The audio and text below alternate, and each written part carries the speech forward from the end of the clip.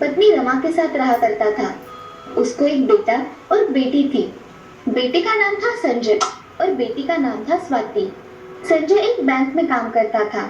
Bank में संजय बहुत मन लगाकर काम किया करता था। उसका काम करने का तरीका बैंक मैनेजर को बहुत पसंद आने की वजह से बैंक मैनेजर संजय पर बहुत खुश था। एक दिन संजय के घर उसके माता पिता, अजी सुनते हो, मेरे हिसाब से हमें संजय की शादी कर देनी चाहिए। हाँ, तुम ठीक कह रही हो। मैं संजय के लिए लड़की देखना शुरू करता हूँ। मुझे मेरे बेटे के लिए सुंदर दिखने वाली और पढ़ी लिखी बहू चाहिए। हाँ, हम वैसे ही बहू ढूंढेंगे। दोनों की बातें हो जाने के बाद रमा किचन में जाकर अपना काम करती है और रघु अपनी बिरादरी में लड़की ढूंढने लगता है। तभी उसे याद आता है कि उसका बचपन का दोस्त श्याम भी उसी गांव में रहने आया है। रघु उससे मिलने उसके घर चला जाता है। घर पर श्याम है क्या? जी आइए ना, आपको पिताजी से कुछ काम था? मैं और श्याम बचपन के दोस्त थे। वो इस गांव में रहने आया है तो सोचा उससे मिलता चलूं। आइए ना, बैठिए, मैं पिताजी को बुला कर लाती हूँ। हाँ, श्याम की लड़की तो बहुत सुंदर है और संस्कारी भी। मुझे श्याम से शादी के बारे में बात करनी चाहिए। तभी श्याम वहाँ आ जाता है और श्याम रघु से, अरे रघु, तुम? बहुत अच्छा लगा तुमसे मिलके। बताओ, घर में भाभी बच्चे कैसे हैं सब? वो सब बहुत मस्त है। तुम बताओ, तुम्हारे घर में कैसे है सब? और भाभी कहाँ है? मुझे एक ही बेटी है। तुम्हारी भाभी तो 10 साल पहले ही बीमारी की वजह से चल बसी।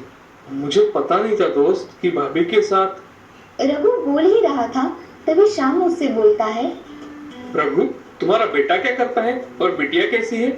मेरा बेटा बैंक में काम करता है और स्वाति पढ़ाई कर रही है।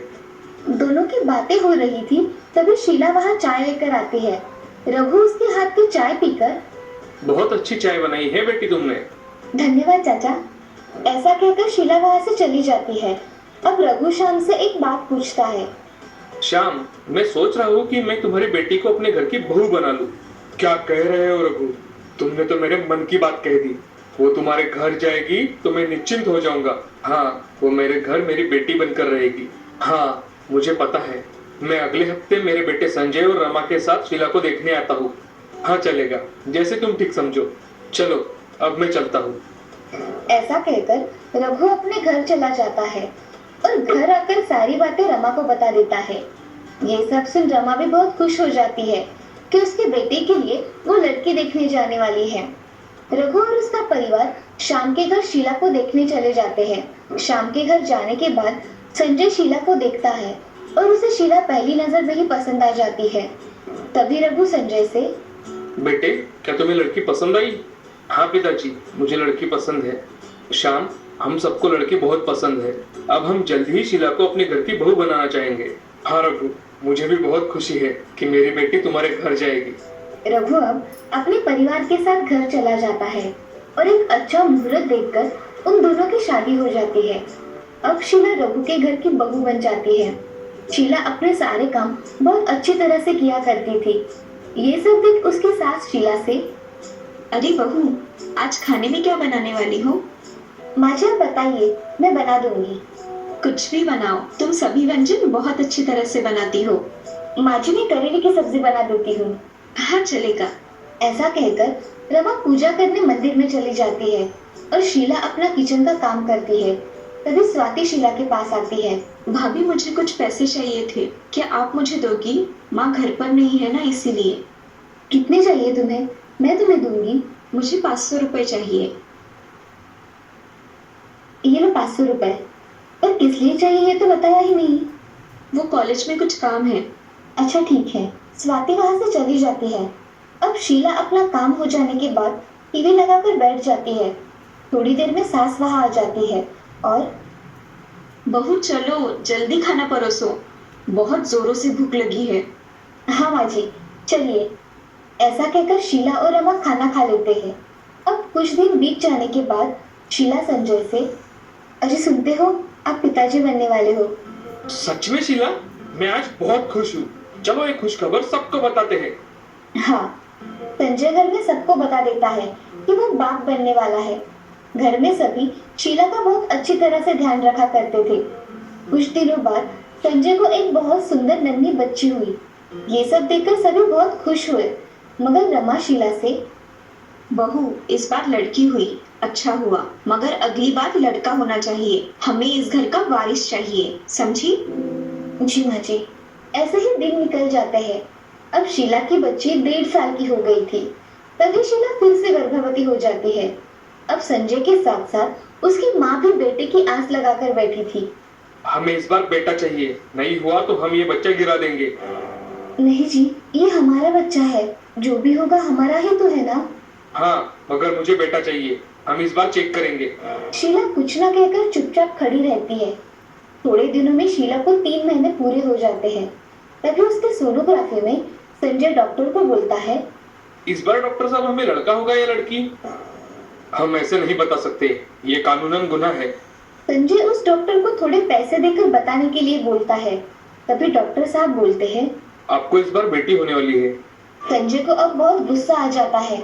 उसका गुस्सा 7वें आसमान पर था और संजय डॉक्टर से, डॉक्टर साहब, इसका ऑपरेशन करवा दीजिए, हमें ये बच्चा नहीं चाहिए। ये सब संजय की बातें सुन शीला सुन हो जाती है और मन ही मन सोचती है कि मैं मेरी बच्ची को जन्म दूंगी और इन सबसे दूर रखूंगी। उसका निर्णय शीला संजय को बता देती है। संजय को बहुत गुस्सा आ जाता है। तभी संजय, तुम मेरी बात नहीं सुनोगी तो जाओ अपने बेटियों को लेकर मेरे घर से। अजी, ये आपकी भी बच्चियां है, आप इनके पिता हो, आप ऐसे कैसे बात कर सकते हो? संजय ने ये सब बातें सुनकर बहुत गुस्से में शीला पर हाथ उठाया और उसे बहुत मारा। शीला और उसकी बेटी को घर से बाहर निकाल दिया। शीला रात भर सड़क पर बेटी के साथ अकेले चलती रही। दूसरे दिन अपने पिताजी के घर जाकर शीला उसकी सब कहानी पिताजी को बताती है। तभी शाम रघु से, रघु, मैंने तुम सबसे ये उम्मीद नहीं की थी। तुमने तो मेरी बेटी और तुम्हारी पोती को घर से बाहर निकाल दिया है। तुम लोगों ने ये अच्छा नहीं किया।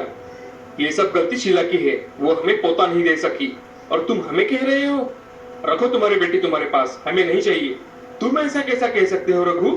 मेरे बेटी का जीवन खराब हो जाएगा। तुम्हारे बेटी ने हमें इस घर का कुलदीपक नहीं दिया है। हम कुछ दिनों बाद हमारे बेटे की दूसरी शादी कर देंगे। तुम तुम्हारे बेटी का देख लो। रघु, मैं पुलिस में कंप्लेंट कर दूंगा तुम्हारी। तुम्हें जो करना है कर लो, हमें कोई फर्क नहीं पड़ता। ऐसा कहकर रघु गुस्से से फोन रख देता है। तभी ये सब बातें रमा सुन लेती है और अब ये लोगों ने कुछ नहीं करना चाहिए। आपको उन्हें बताने की क्या जरूरत थी कि हम लोग संजय की दूसरी शादी कर रहे हैं? उनसे डरने की कोई जरूरत नहीं है। चलो हम संजय के लिए लड़की ढूंढते हैं। हाँ चलो। उधर श्याम अपनी बेटी के साथ बात करता है। बेटी, तुम्हारे ससुराल वाले सुनने के लिए तैयार ही नहीं है। वो संजय की दूसरी शादी करना चाहते हैं। क्या पिताजी, संजय दूसरी शादी कर रहे हैं? मेरा और मेरी बेटियों का क्या होगा? मुझे लगता है हमें पुलिस में कंप्लेंट करनी चाहिए। शीला बहुत सोच कर बोलती है, ठीक है पिताजी, हम पुलिस के पास जाएंगे। मैं मेरी बेटियों के साथ कोई अन्याय नहीं होने दे सकती। हाँ बेटा, हम ऐसा ही करेंगे। चलो हम पुलिस स्टेशन जाते हैं अभी। शीला अपने बच्ची को लेकर पुलिस स्टेशन चली जाती है और अपनी कंप्लेंट लिखवा देती है। तभी पुलिस उसके ससुराल वालों के खिलाफ कंप्लेंट लिखवाते हैं। पुलिस शीला के ससुराल चले जाते हैं। तभी रघु पुलिस वालों से, क्या हुआ है इंस्पेक्टर साहब? आपके खिलाफ आपके बहू ने कंप्लेंट दर्ज करवाई है। आप सबको थाने चलना होगा। हमने क्या किया है साहब? तभी वहाँ संजय आ जाता है। संजय पुलिस वालों से, सर, वो शीला बहुत झूठ बोलती है। वो हमें बहुत परेशान करती है। हमने उसे कुछ नहीं किया। पुलिस ने उसके एक कान के नीचे लगा दी। तभी हम सच कह रहे हैं सर। पहले पुलिस स्टेशन चलो, बाद में जो बोलना है बोलो। पुलिस संजय और उसके घर वालों को लेकर पुलिस स्टेशन में चले जाते हैं।